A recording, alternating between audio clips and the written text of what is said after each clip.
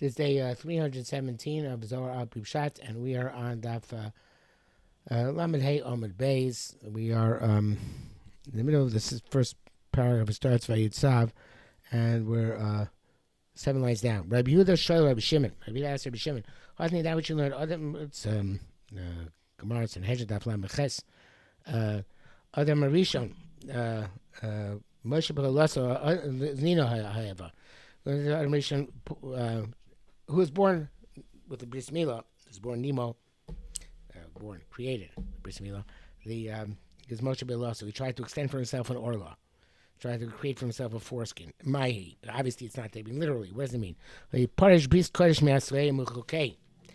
separated the holy covenant from its place and from its portion, meaning, of course, that by eating from the Eitz Hadas, he was not supposed to, he divorced himself from his connection to Kodesh Baruch Hu, and that's like Moshe Bo. That's like putting a covering, a interruption between oneself and between Kodesh Baruch Hu. And the idea is, of course, that the Orlah also represents excess and inappropriate conduct, and obviously eating from the tree was excess and inappropriate conduct. V'davak b'Orlah. Connected to Orlah. He's part of Mila Nachash and was seduced by the words of the Nachash. Umipriyaitz doitasa. This is fascinating. Zohar is against the very famous Ishbitzer. The Ishbitzer says that Adam Rishon said, Yisha Asher Nasati Madi Hinas Naim Eitz V'Ochal.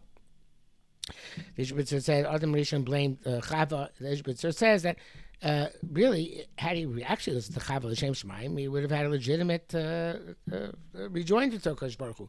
Because she said to Hashem, you gave me an Ezer Kenegdo, she told me to eat. I assumed that if you gave the woman to me as a helpmate, so therefore I should listen to what she has to say. And when I ate, because she told me to eat. Problem is, he didn't really mean it that way. He only thought of that excuse, Lachar Maisa. After he ate, he thought, oh man, I can blame on the woman. But he didn't actually do that. Had he done that, actually, and listened to her, and that's why he ate, it would have been fine.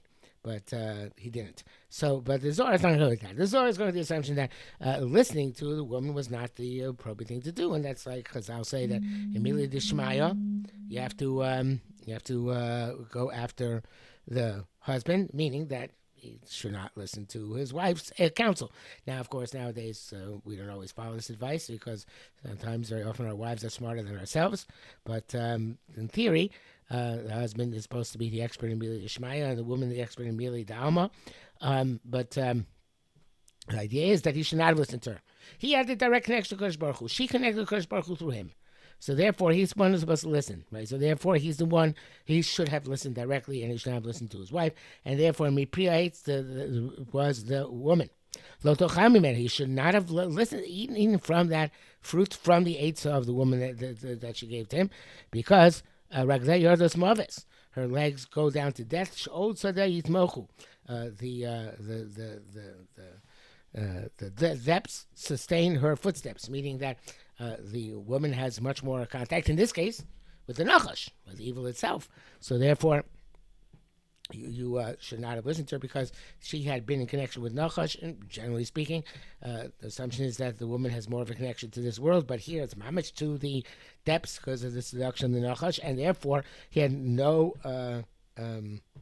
business listening to what she had to say.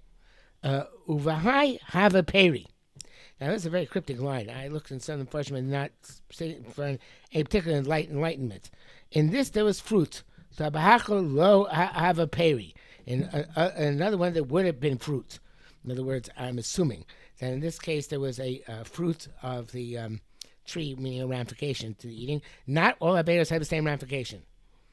All averos, not aver has a pre. Has a fruit, which is the ramification, far-reaching ramification. You do tshuva, you can get out of it, right? But this one, there was no getting about it. It had a fruit which lasted forever. Death obviously entered the world permanently.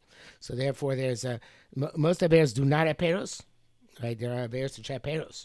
Averos which have peros are the ones which are more devastating, ones which can reverberate always and beyond your sin, like Chil Hashem, which goes beyond the sin and can have a tremendously negative impact for generations to come. Assuming you're Mechal Shem Shemaim in a way which connects and hits home and reverberates. If you made somebody Rachman with something go off the derech, which you made, there are payros to that. Negative ramifications forever and ever. So the most tamus. That they read from it, you're going to bring death to the world forever. Begin die learn of the moisavi. That's why it's a tree of death. Kidakamran, like we said, the chsiv raglea yordos mavis. It's the fruit of this tree was also raglea yordos mavis. Just like the isha was raglea yordos mavis, this tree ultimately brought about death to the world. Okay, there's a paragraph ad break, so we'll stop here for today.